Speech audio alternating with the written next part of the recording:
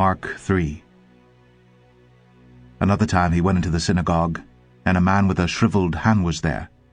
Some of them were looking for a reason to accuse Jesus, so they watched him closely to see if he would heal him on the Sabbath. Jesus said to the man with the shriveled hand, "Stand up in front of everyone." Then Jesus asked them, "Which is lawful on the Sabbath, to do good or to do evil, to save life or to kill?" But they remained silent. He looked around at them in anger and, deeply distressed at their stubborn hearts, said to the man, "Stretch out your hand." He stretched it out, and his hand was completely restored. Then the Pharisees went out and began to plot with the Herodians how they might kill Jesus. Jesus withdrew with his disciples to the lake, and a large crowd from Galilee followed.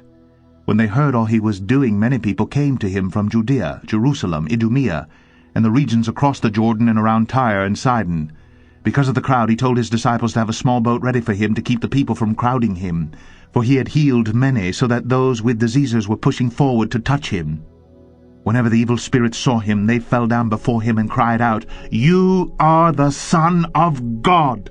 But he gave them strict orders not to tell who he was. Jesus went up on a mountainside and called to him those he wanted, and they came to him. He appointed 12, designating them apostles, that they might be with him and that he might send them out to preach and to have authority to drive out demons.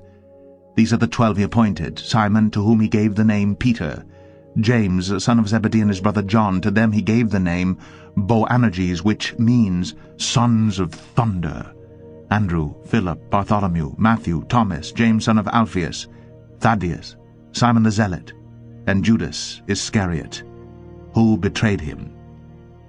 Then Jesus entered a house, and again a crowd gathered, so that he and his disciples were not even able to eat. When his family heard about this, they went to take charge of him, for they said, "He is out of his mind." And the teachers of the law who came down from Jerusalem said, "He is possessed by Beelzebub, by the prince of demons. He is driving out demons." So Jesus called them and spoke to them in parables. "How can Satan drive out Satan? If a kingdom is divided against itself, that kingdom cannot stand. If a house is divided against itself, that house cannot stand. And if Satan opposes himself and is divided, he cannot stand. His end has come.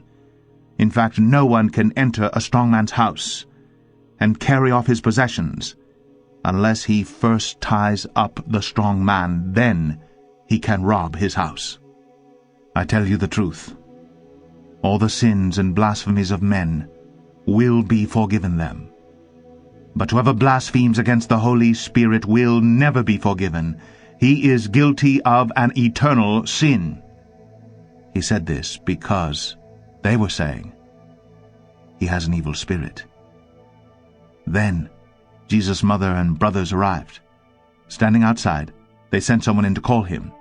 A crowd was sitting around him, and they told him, "Your mother and brothers are outside looking for you." "Who are my mother and my brothers?" he asked. Then he looked at those seated in a circle around him and said, "Here are my mother and my brothers. Whoever does God's will is my brother and sister and mother."